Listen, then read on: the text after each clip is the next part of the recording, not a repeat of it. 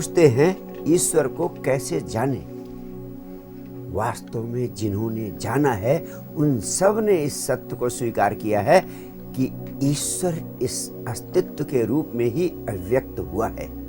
इसलिए अगर ईश्वर को जानना है तो आपको अस्तित्वगत होना पड़ेगा।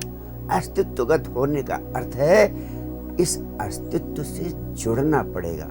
इस अस्तित्व से जुड़ने का अर्थ है जहां है, जो है, जैसे है, उससे आपको एक होना पड़ेगा, उसे आपको जानना होगा, उससे आपको जुड़ना होगा।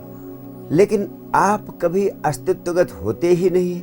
जो है, जैसा है, उससे आपका संबंध कभी बनता ही नहीं है।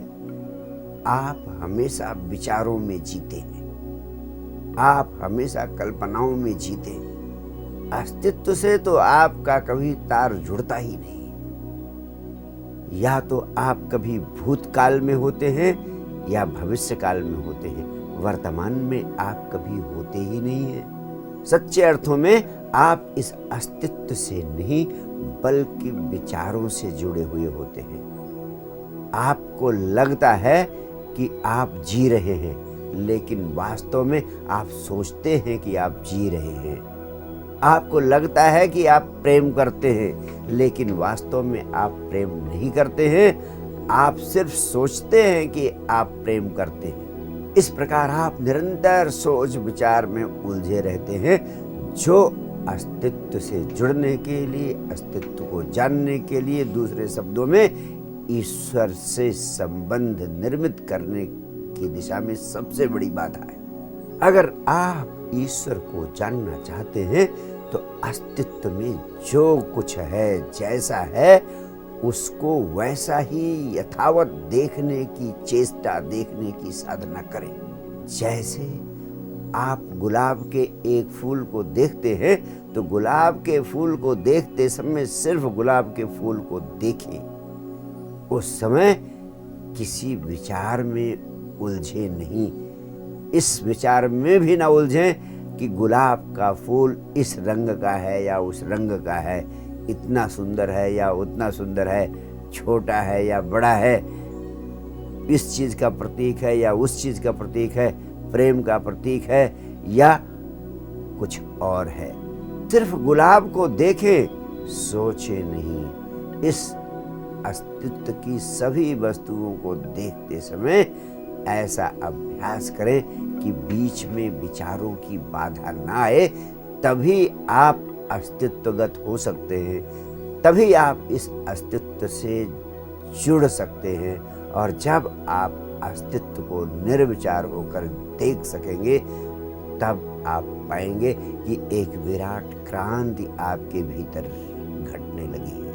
इस प्रकार निर्विचार अवस्था में आप जो कुछ भी देखते हैं उसके गहनतम केंद्र में पहुंच जाते हैं। और जब उस गहनतम केंद्र में पहुंचते हैं तो वहां आप स्वयं को उपस्थित पाते हैं। पर्वत के शिखर में, पत्थर में, चट्टान में, वृक्ष में, पशु में, स्त्री में, पुरुष में, जब आप इस प्रकार देखने में सक्षम हो जाते हैं तो स्वयं को ही उपस्थित पाते हैं। ऐसी अवस्था में आप इतना आर पार देखने में सक्षम हो जाते हैं कि आपको पता चलता है कि देखने वाला स्वयं को ही देख रहा है, जानने वाला स्वयं को ही देख रहा है, यानी जानने वाला स्वयं को ही जान रहा है, जानने वाला स्वयं ही जान लिया जाता है। इसी सत्य को कृष्णमूर्ति कहते हैं, the observer is observed, the seer is seen. और इसी बात को उपनिषद के ऋषियों ने कहा, तत्त्वमसि अथवा अहम ब्रह्मास्मि। अब तो भक्त भगवान हो जाता है, यानी अब भक्त बचता ही नहीं, इस अस्तित्व में स्वयं को प्रकट पाता है। दूसरे शब्दों में कहें तो यह सारा अस्तित्व उसी का विस्तार लगता है।